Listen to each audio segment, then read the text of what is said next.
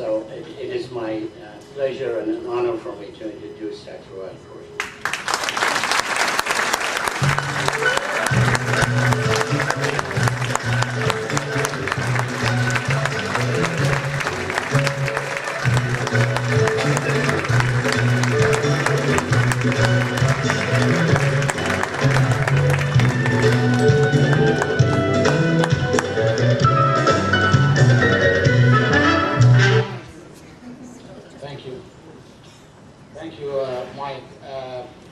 Tell you, Mike is an exemplary person.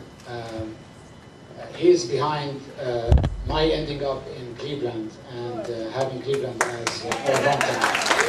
And he is the most dedicated physician that spent his career in taking excellent, exceptional care of the patients, and still very active. And he set the bar very high to all the Syrian American physicians, Arab American physicians, and the Cleveland community of physicians, including the Cleveland Clinic, leading one of their most important and successful programs in heart failure.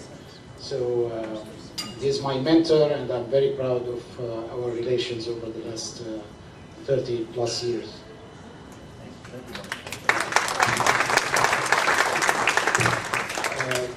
This is truly an honor, and it's very nice to get back to Cameo. I remember the days when I just finished my fellowship in '81, and I was just starting to get involved, taking my brief experience at that time in medical schools. I was very active, and I met Richard Ganim through mutual friends, Bill Amin and Laverne Amin, and we were talking about organizing the Arab American community, and they told me about Cameo, and all of a sudden I became the first vice president of Cameo, I think, in 1981.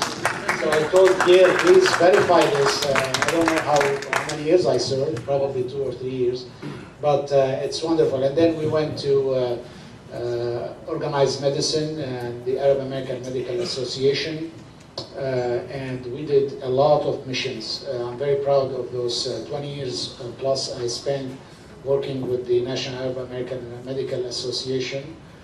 Became the national president in 2001, and we carried a lot of conventions in the Middle East and in Syria, a lot of good missions, surgery and cardiology in particular, and was very rewarding. And then I like to move to the cultural area to enhance the cultural side of the Arab American community. We feel like my generation is in charge of building these cultural ties.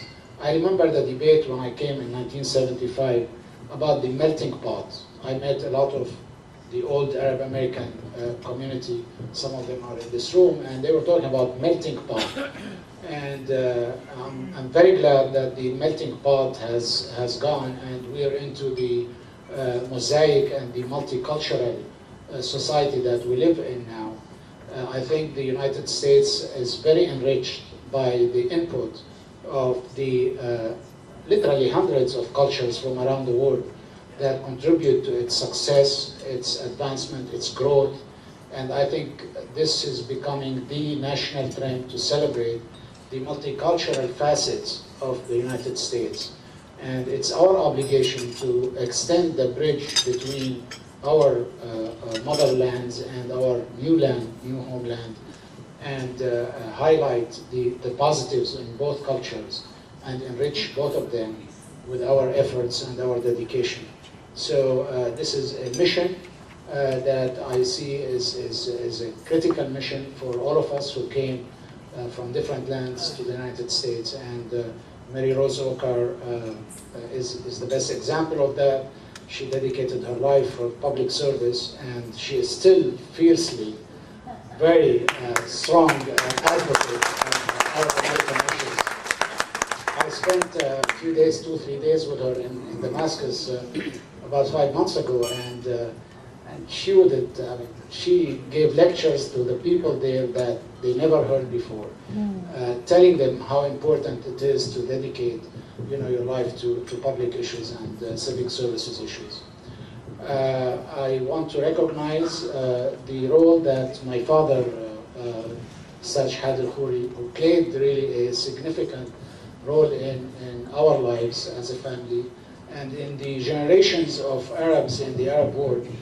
He is the leading Arabist and advocate of Arabizing sciences in the Arab world, and he is still very active. You heard Mike talking about my energy level. I think it's nothing compared to what he's still doing at his age, at 86 now, and still lecturing and going around the Arab world advocating the mission, which is very critical to uplift and grow the Arabic language into its deserved ranking in the world.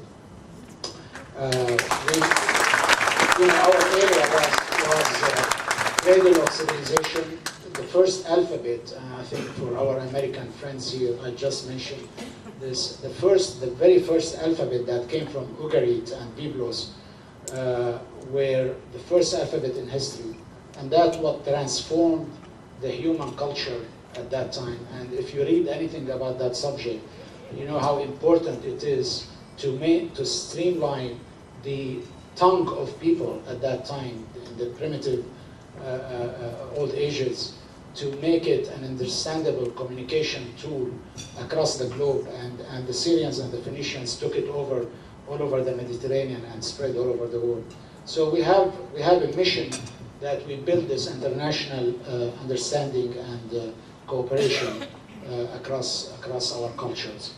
I want to recognize my wife, Sausan, who has been very dedicated, just as much as I am, if not more. I think she does the hard labor job in keeping up with all the pressures of the social activities. And she is activist on her own right in many different areas. She teaches Arabic now at Jankaro, and she is a member of the board of the ADC, the organization that Mary Rose headed in Washington. And we're very proud of her dedication and her way of raising the family to follow the footsteps of the culture and the grandfather and the dedication to our lives. I want to also recognize, thank you. I want to mention the last project we're working on now to be a highlight of Cleveland monumental areas. The Syrian Cultural Garden is going to be one of the nicest and most prominent cultural gardens in the area of Martin Luther King Boulevard. We've spent over 2.5 years now dedicating a lot of efforts to make it the best possible, and you're going to be all proud of it, very proud of it, you and your families and future generations, because it's going to be an outstanding monument of the Arabic culture in the middle of Cleveland and for future generations.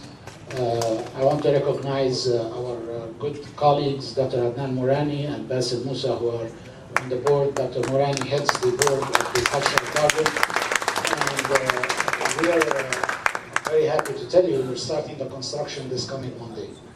So we will invite Cameo and Cameo supporters for the gala opening, inshallah. So thank you very much. Thank you, Cameo. Thank you, Cameo leadership. We wish you the best success for another 40, 50 years of great growth and success in the community. Thank you.